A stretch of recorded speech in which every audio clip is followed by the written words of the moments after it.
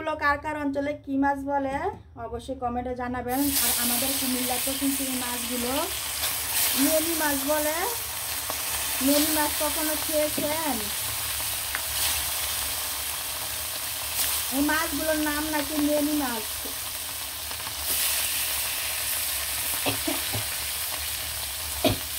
এই মেনি মাছ দিয়ে আজ রান্না করব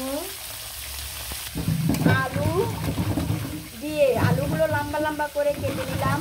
আলু দিয়ে রান্না করব। আলু আর টমেটো ঝোল রান্না করব দেশি ধইনা পাতা দিয়ে। ধইনা পাতাগুলো কিন্তু অনেক সুন্দর, সবুজ সবুজ আর অনেক সুন্দর গ্রান। আর দেশি টমেটো দিয়ে কিন্তু এরকম আলু দিয়ে ঝোল ঝোল রান্না করলে অনেক মজা খেতে। মাছগুলো কিন্তু খুব সুন্দরভাবে ভাজা ভাজা হয়ে গেছে। আর মাছগুলো কিন্তু আমি মিশিয়ে নেব।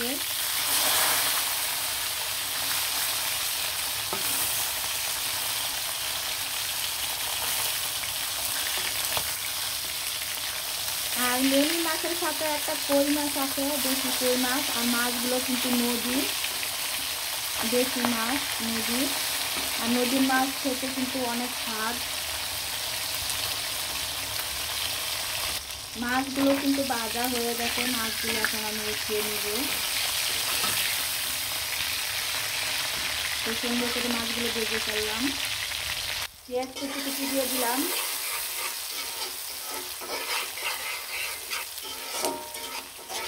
দিয়ে ভালো করে নাড়াচাড়া দিয়ে দিলাম।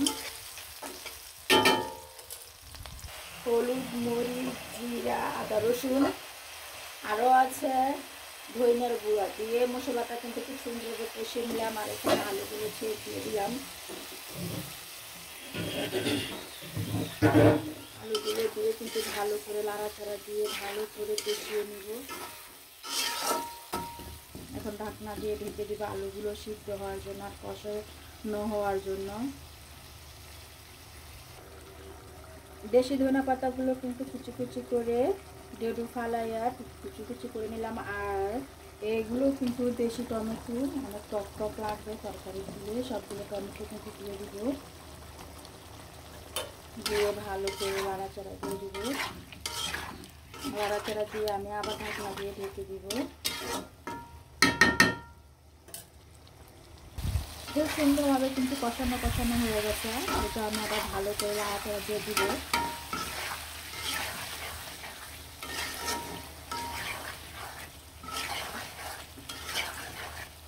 কষানোটা যত সুন্দর হবে রান্না কিন্তু তত মজা হবে।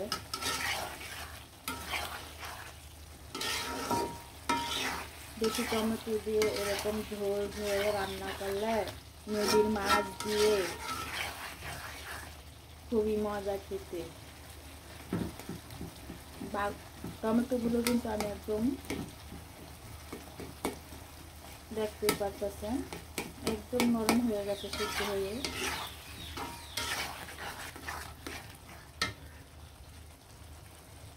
আর এটার মধ্যে কিন্তু এখন মাছগুলো দিয়ে দিব। মাছগুলো দিয়ে পরিমাণ মতো পানি দিয়ে দিব।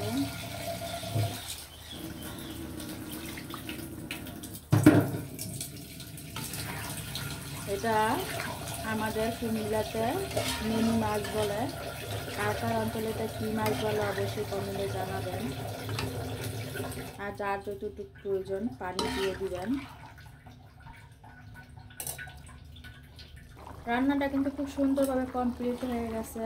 আর মসজিদের মাইকে কিন্তু আজান চলতেছে। আজানের সুরটা এত সুন্দর, এত ভালো লাগে। মনটার মধ্যে আজানের সুরটা শুনলে যেমন শান্তি শান্তি লাগে। আর আজানের সুর শুনতে শুনতে কিন্তু রান্নাটা কমপ্লিট করে ফেলবো। আর রান্নাটা করেই গোসল করব। গোসল করে নামাজ পড়ব।